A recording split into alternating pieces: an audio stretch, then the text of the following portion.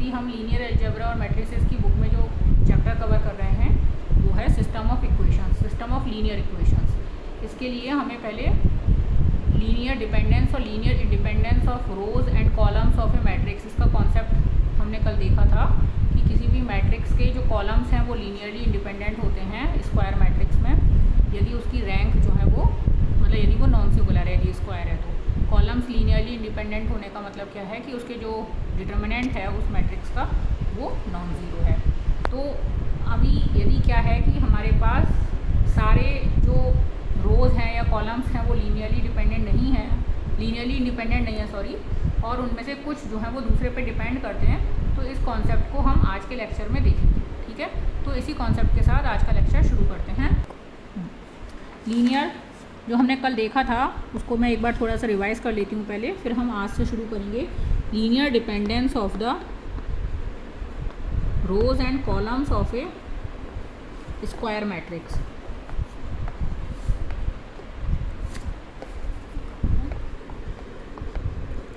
इस last concept के साथ कल का लेक्चर हमने वाइंड अप किया था और इसमें हम किस कंक्लूज़न पे पहुँचे थे। इसमें हमारा कंक्लूज़न ये था, मैट्रिक्स हमारी स्क्वायर थी, कि यदि इस स्क्वायर मैट्रिक्स के जो कॉलम्स हैं वो लीनियरली इंडिपेंडेंट हैं तो उसका मतलब होगा कि इसका डिटर्मिनेंट जो है वो ज़ीरो है। डिटर्मिनेंट जो है वो यदि ज़ीरो है तो कॉलम्स लीनियरली डिपेंडेंट होंगे और डिटर्मिनेंट नॉन ज़ीरो है तो इंडिपेंडेंट होंगे। Columns are independent. Non singular होगा तो कॉलम्स लीनियरली इंडिपेंडेंट होंगे और साथ साथ रोज भी लीनियरली इंडिपेंडेंट होगी, लीनियरली इंडिपेंडेंट।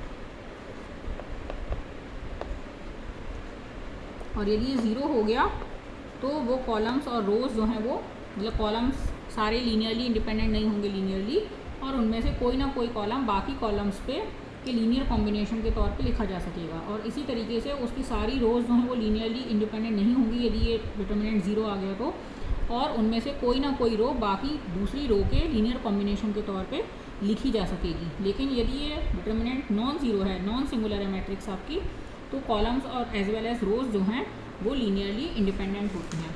अब नेक्स्ट केस है हमारा कि जब हमारी मैट्रिक्स जो है वो स्क्वायर मैट्रिक्स ना हो, मैट्रिक्स कैसी हो, रेक्टेंगुलर हो।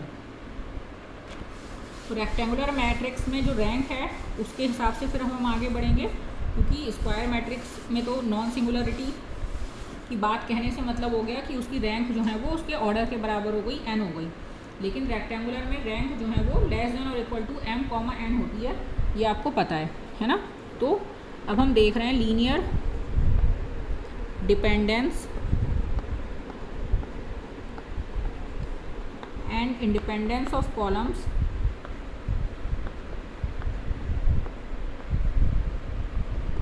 इन any general matrix.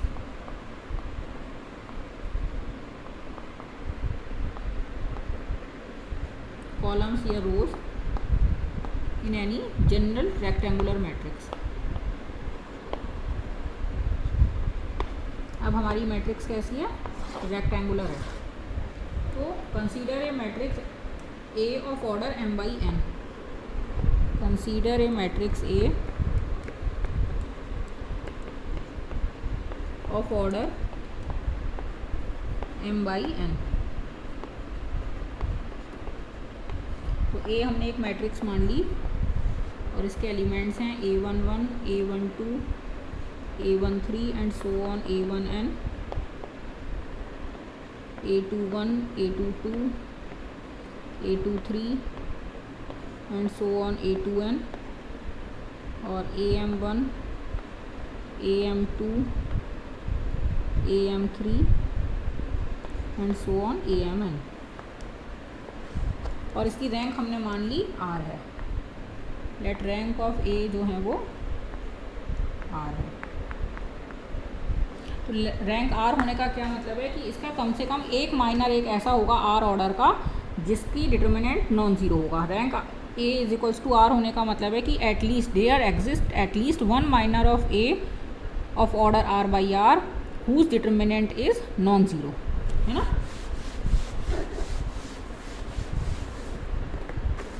rank of A is equal to R means it means there exists at least one minor of R, one minor of order R which is non-zero.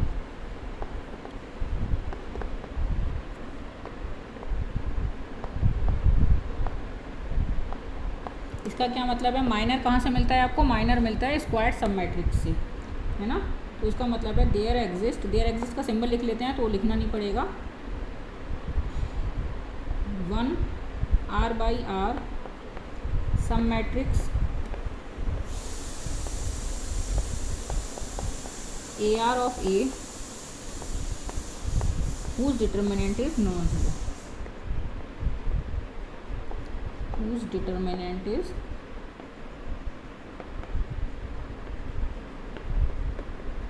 non-zero।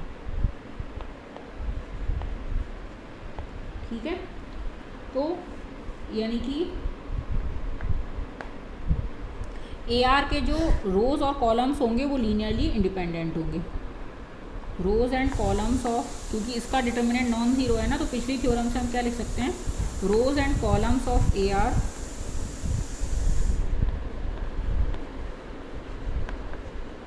Are linearly independent.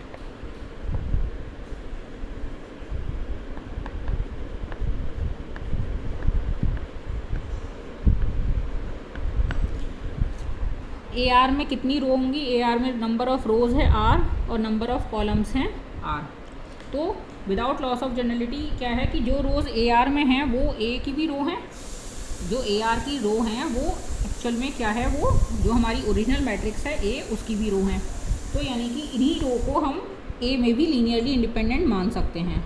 और इससे ज़्यादा जो रो होंगी R+1 रो, इसमें एक कोई और रो add कर दें, यदि हम R+1 रोज ले लें मैट्रिक्स A की, तो वो क्या होंगी? लीनियरली डिपेंडेंट हो जाएंगी। क्यों? क्योंकि ये मैक्सिमम ऑर्डर है R by R। Minor rank R होने का क्या मतलब होता है कि ये मैक्सिमम ऑर्डर का सब मैट्रिक्स है जिसकी डिटर्मिनेंट नॉन ज़ीरो है। इससे जो छोटे जितने भी होंगे, इससे बड़े जितने भी आपके सब मैट्रिक्स होंगे उनका डिटर्मिनेंट ज़ीरो होगा, क्योंकि रैंक जो होता है वो मैक्सिमम ऑर्डर होता है जिसमें आपको एक सब मैट्रिक्स मिल रहा है जिसकी वैल्यू नॉन ज़ीरो है। और इससे बड़े सारे सब मैट्रिसेस का जो डिटर्मिनेंट होगा वो ज़ीरो हो जाएगा। यानी कि R+1 बाई R+1 ऑर्डर के जितने भी सब मैट्रिसेस होंगे इस मैट्रिक्स में, उनका डिटर्मिनेंट ज़ीरो हो जाएगा। इसलिए इस मैट्रिक्स में R+1 रोज कोई सी भी आप लेंगे तो वो लीनियरली डिपेंडेंट होंगी, है ना। So as the rank of A is R, any sum matrix of order R by 1, any sum matrix of order R by 1 will have zero determinant, will have its determinant 0।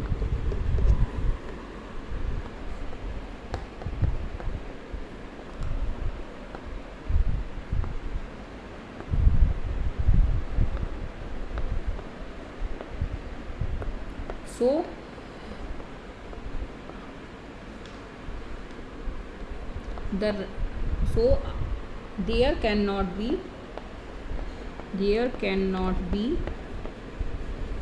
R+1 rows of A as linearly independent।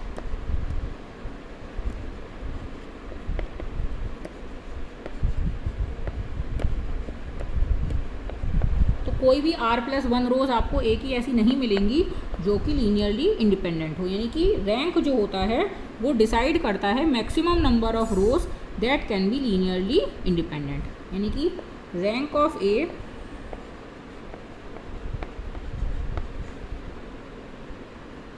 Is defined to be, मतलब इस तरीके से भी define कर सकते हैं, is defined to be the maximum number of linearly independent rows in A, या columns भी कह सकते हो आप, रो और कॉलम तो इंटरचेंजेबल वर्ड्स हैं यहाँ। लीनियरली, क्योंकि ट्रांसपोज कभी भी लिया जा सकता है, ट्रांसपोज से डिटर्मिनेंट पे कभी फर्क नहीं पड़ता। Maximum number of linearly independent rows in A, ये बहुत इंपॉर्टेंट डेफिनेशन हो गई, ये क्राइटेरिया हो गया जिस तरीके से आप रैंक को डिफाइन कर सकते हो, या vice versa linearly independent rows का मैक्सिमम नंबर डिफाइन कर सकते हो। कि rank of A is defined to be the maximum number of linearly independent rows in A, की ए में जितनी ज़्यादा से ज़्यादा मैक्सिमम जितनी लीनियरली इंडिपेंडेंट रोज हो सकती हैं वो उसकी रैंक को डिफाइन करता है। ठीक है, रोज को हम इंटरचेंज कर सकते हैं मैट्रिक्स में एलिमेंट्री रो ऑपरेशंस के थ्रू, तो इसलिए अब हम विदाउट लॉस ऑफ जनरलिटी हम क्या मान लेते हैं, हम क्या मान लेते हैं कि शुरू की आर रोज हैं जो लीनियरली इंडिपेंडेंट हैं, हमने मान लो उनको शुरू के आर प्लेसेस पे ले आए हैं जो लीनियरली इंडिपेंडेंट हैं, और जो उन पे डिपेंडेंट हैं उनको हमने नीचे कर दिया है। तो ये हमने काम कैसे किया, एलिमेंट्री रो ट्रांसफॉर्मेशन से। तो हम मान लेते हैं कि इनिशियली ही ऐसा था, without loss of generality we can assume that first are rows of A are linearly independent. लिख लो पहले एक बार, since we can change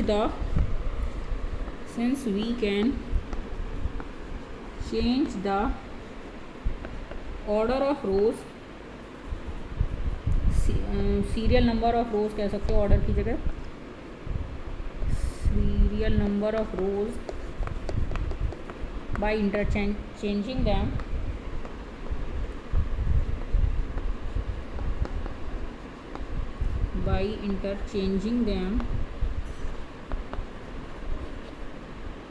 through elementary row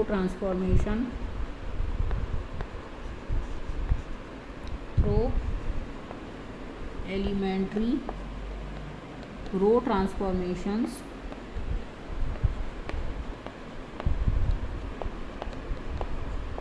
so without loss of generality we can assume that without loss of generality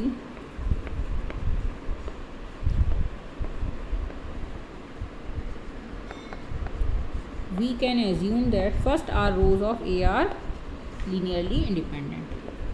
ठीक है, ये मैं यहीं से लिखना चाह रही थी लेकिन आपको समझाने के लिए इतनी लैंग्वेज एक्स्ट्रा लिख दी मैंने। वी कैन एज्यूम दैट, यहाँ से मैं शुरू करना चाह रही थी बात अपनी, first are rows of A are linearly independent.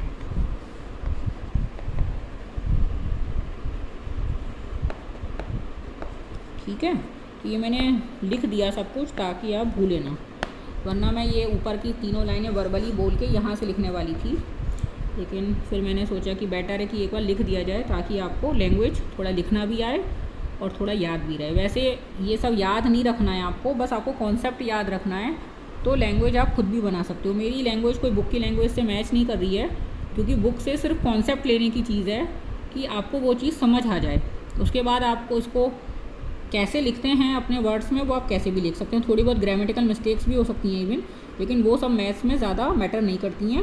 आप अपनी बात समझा लेते हो वो ज़्यादा मैटर करता है, तो कम से कम लैंग्वेज में भी आप अपनी बात समझा लेते हो तो देन दैट इज़ इनफ। ठीक है, तो ज़्यादा लैंग्वेज के चक्कर में नहीं पड़ेंगे हम लोग, और यदि थोड़ी बहुत ग्रामेटिकल मिस्टेक के साथ भी आप अपनी बात को कन्वे कर रहे हो तो मैथ्स में वो ओके है। ठीक है, तो हमने ये मान लिया कि हमारी जो फर्स्ट आर रोज है मैट्रिक्स ए की वो लीनियरली इंडिपेंडेंट है, और उनको हम डिनोट कर कैसे करते हैं, x1 x2 से डिनोट कर देते हैं। Let x1 x2 and so on xr be denote the R independent rows of A.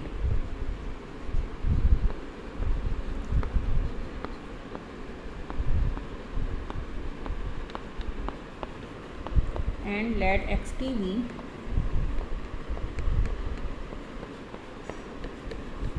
any one of remaining m minus r rows।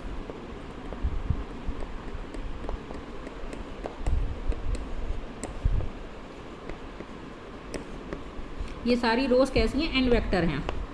ये रो कैसी है, ये एक एन वेक्टर है। x1 x2 xr कैसे हैं, एन वेक्टर हैं, क्योंकि हमारी मैट्रिक्स का ऑर्डर क्या है, m/n। तो हर रो में कितने एलिमेंट्स हैं, n एलिमेंट्स हैं। तो आप इनको इंडिपेंडेंट रोज भी लिख सकते हो, इंडिपेंडेंट वेक्टर्स भी लिख सकते हो मैट्रिक्स ए के ऑफ ऑर्डर n। ये सारी जो रोज़ हैं वो अपने आप में ऑर्डर n का वेक्टर हैं। तो और xt जो है वो बकाया m-r रोज़ में से हमने एक चूज़ की है, तो xt अब इन पे डिपेंड कर रही है। तो xt को आप इनके एक लीनियर कॉम्बिनेशन के तौर पे लिख सकते हो, या आप ऐसे कह सकते हो पहले कि इनका एक लीनियर कॉम्बिनेशन एग्जिस्ट करेगा जो कि आपको 0 वैल्यू देगा, और इनमें से हर पूरे के सारे लैम्डा 0 नहीं होंगे। Lambda r x r plus lambda t x t is equals to 0 where not all the lambdas are 0। Where not, क्योंकि सारे लैम्डा 0 हो गए तो उसका मतलब हो जाएगा कि लीनियरली इंडिपेंडेंट है, वो केस है नहीं। Where not all the lambdas are simultaneously 0,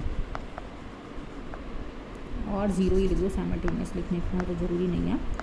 अब चूँकि यहाँ से यहाँ तक लीनियरली इंडिपेंडेंट हैं, तो यदि आपने लैम्डा टी को 0 मान लिया तो ये सभी 0 हो जाएंगे, क्योंकि लैम्डा टी को 0 मान लिया तो ये चीज़ 0 हो जाएगी, और ये चीज़ 0 होने का मतलब है कि सारे लैम्डास आपस में अलग अलग 0 होंगे, क्योंकि x1 से लेके xr तक के वेक्टर्स कैसे हैं, लीनियरली इंडिपेंडेंट हैं। तो क्या हुआ रिजल्ट अल्टीमेटली कि सारे लैम्डा 0 हो गए, और वो हमने कह रखा है कि नहीं है, सारे लैम्डा एक साथ 0 नहीं है।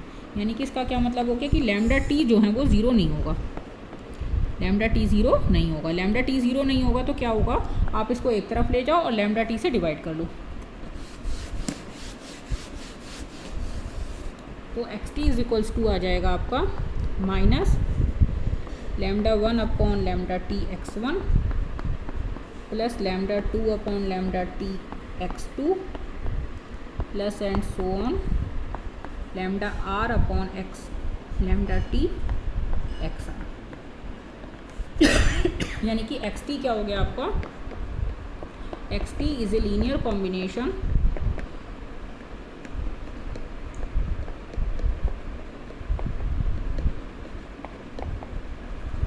of x1 x2 and xr।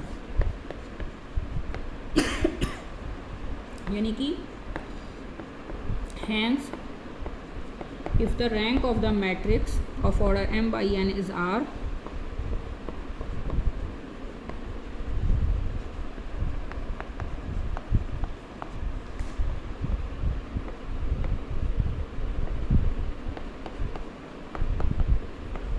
then it has a set of,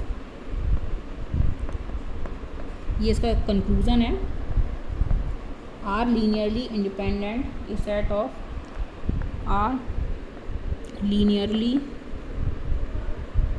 independent rows oblique column भी लिख सकते हो आप, यहाँ पे ब्रैकेट में चाहो तो कॉलम भी लिख सकते हैं हम, and remaining m minus r rows can be expressed as a linear combination of and remaining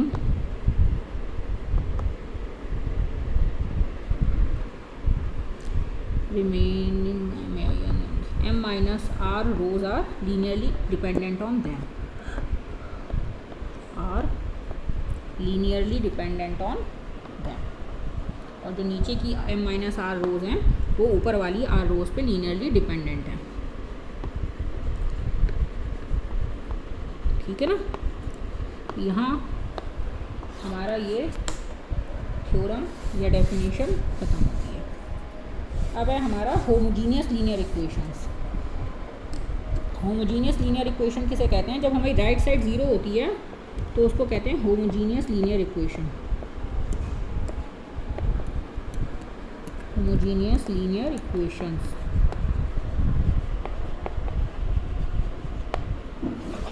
जैसे कि इक्वेशन यदि आपकी है 3x1 plus 2x2 plus 5x3 is equals to 0, और अगली कोई इक्वेशन है 7x1 plus 8x2 plus x3 is equals to 0। तो ये इसको बोलते हैं होमोजीनियस इक्वेशन। होमोजीनियस इक्वेशन में जो राइट हैंड साइड होती है वो आपकी 0 होती है। तो एक सॉल्यूशन इसका हमेशा एग्जिस्ट करता है और वो सॉल्यूशन होता है ट्रिवियल सॉल्यूशन। ट्रिवियल सॉल्यूशन मतलब सब कुछ जीरो हो जाए, x1 x2 x3 सब जीरो हो जाए, वो तो डेफिनेटली इसको सेटिस्फाई करेगा। x1 भी जीरो रख दो, x2 भी जीरो रख दो, x3 भी जीरो रख दो, ये भी जीरो हो गया, लेफ्ट हैंड साइड भी जीरो, राइट हैंड साइड भी जीरो, और ये इसका सॉल्यूशन होगा ही होगा। तो इसको इस सॉल्यूशन को बोलते हैं ट्रिवियल सॉल्यूशन। तो होमोजीनियस सिस्टम ऑफ इक्वेशंस का सॉल्यूशन हमेशा एग्जिस्ट करता है, कम से कम एक सॉल्यूशन जरूर एग्जिस्ट करता है, और वो सॉल्यूशन होता है ट्रिवियल सॉल्यूशन। फिर हमारा जो इंटरेस्ट है इस समय इन इक्वेशंस में क्या होता है कि क्या इनका नॉन ट्रिवियल सॉल्यूशन एग्जिस्ट करता है, और करता है तो कितने करते हैं, मतलब सिर्फ एक नॉन ट्रिवियल सॉल्यूशन है या indefinitely many non trivial solutions है, ये हमारा पॉइंट ऑफ इंटरेस्ट रहता है इन इक्वेशंस में। तो पहले हम इसकी डेफिनेशन दे दें, ये मैंने आपको सिर्फ एग्जाम्पल की मदद से समझाया था ताकि आपको जल्दी समझ में आ जाए।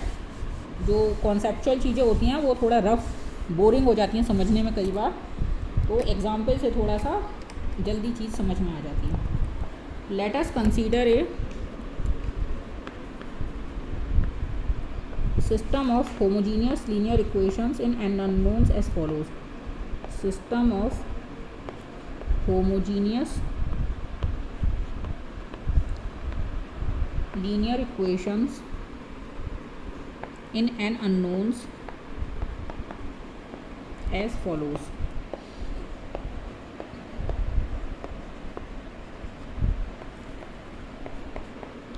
m इक्वेशंस हैं और n अननोन्स हैं हमारे। अननोन्स कितने हैं, n अननोन्स, ये पॉइंट है, और इक्वेशंस कितनी हैं, m इक्वेशंस हैं। क्या हैं equations, a11 x1 plus a12 x2, matrix notation में हम इनको चेंज करेंगे सॉल्व करने के लिए, इसलिए जो एलिमेंट्स हैं वो भी उसी तरीके से लिखे जा रहे हैं।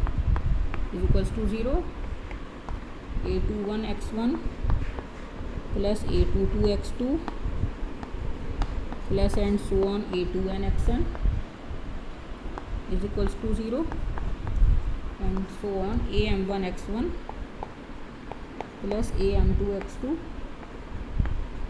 Plus and so on amn xn is equals to, ये बोलते हैं system of homogeneous linear equations.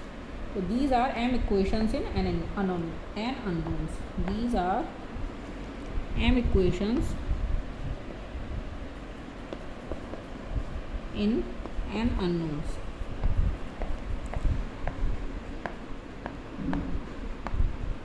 है ना, m equations in n unknowns।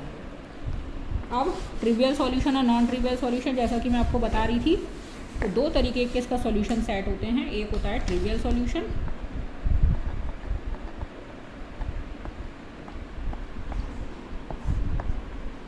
x1 x2 सबके सब ज़ीरो हो जाएं, ये सब ज़ीरो हो जाएं, then this is called a trivial solution of homogeneous system of linear equations. Is called a trivial solution of homogeneous system of linear equations. Homogeneous system of linear equations, L ही लिख दे रही हूँ मैं इसको, तो आप समझ जाओगे लीनियर इक्वेशंस की बात हो रही है। तो ट्रिवियल सॉल्यूशन हो गया। नॉन ट्रिवियल सॉल्यूशन क्या होता है, यदि इसके अलावा कोई सॉल्यूशन एग्जिस्ट करता है then it is called non trivial solution.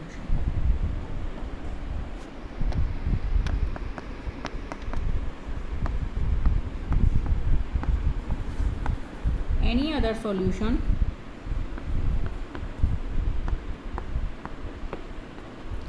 if it exists is called a non-trivial solution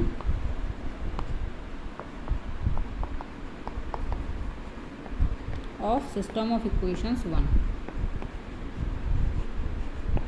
of system of equations homogeneous linear equation, homogeneous linear equations, उसको हमने वन नाम दे दिया, समझ लो। तो उसका यदि इसके अलावा कोई सॉल्यूशन एग्जिस्ट करता है तो उसको नॉन ट्रिवियल सॉल्यूशन कहते हैं। अब यही हमारा जो मेन पॉइंट ऑफ इंटरेस्ट है वो नॉन ट्रिवियल सॉल्यूशन ही है। ट्रिवियल सॉल्यूशन तो कुछ खास इंटरेस्ट के नहीं होते हमारे लिए, क्योंकि उससे हमारा कोई पर्पस सॉल्व नहीं होता। नॉन ट्रिवियल सॉल्यूशंस के लिए हमें पहले एग्जिस्टेंस देखनी पड़ेगी कि क्या हमारे सिस्टम ऑफ इक्वेशंस का कोई नॉन ट्रिवियल सॉल्यूशन एग्जिस्ट करता है, and if yes then how many are there, कि सिर्फ एक unique non trivial solution exist करता है या फिर इंडेफिनिटली मैनी सॉल्यूशंस एग्जिस्ट करते हैं, ये अभी हमें चेकआउट करना पड़ेगा। और इसके लिए फिर हम आगे अपनी थ्योरम्स और डेफिनेशंस के साथ प्रोसीड करेंगे, लेकिन ये सारा काम अब हम कल के लेक्चर में करेंगे आगे। नॉन ट्रिवियल सॉल्यूशंस की एग्जिस्टेंस और उनकी काउंटिंग के बारे में देखना, ठीक है। और फिर इसके बाद हम non homogeneous system of equations में आएंगे, जहाँ हमारी राइट हैंड साइड जो होती है वो नॉन ज़ीरो होती है, उसको बोलते हैं non homogeneous set of equations. उसमें भी हमें देखना होगा कि क्या उसका सिस्टम का जो कोई सॉल्यूशन एग्जिस्ट करता है या नहीं करता, पहले एग्जिस्टेंस, और यदि एग्जिस्ट करता है तो क्या वो सॉल्यूशन यूनिक है या वहाँ इंडेफिनिटली मैनी सॉल्यूशंस की गुंजाइश है। ये सारे हमारा सिस्टम ऑफ लीनियर इक्वेशंस पढ़ने का ये हमारा ऑब्जेक्टिव रहता है मेन, और धीरे धीरे हम उस दिशा में स्टेप बाय स्टेप अपने आगे के लेक्चर्स में बढ़ेंगे। Thank you very much for today.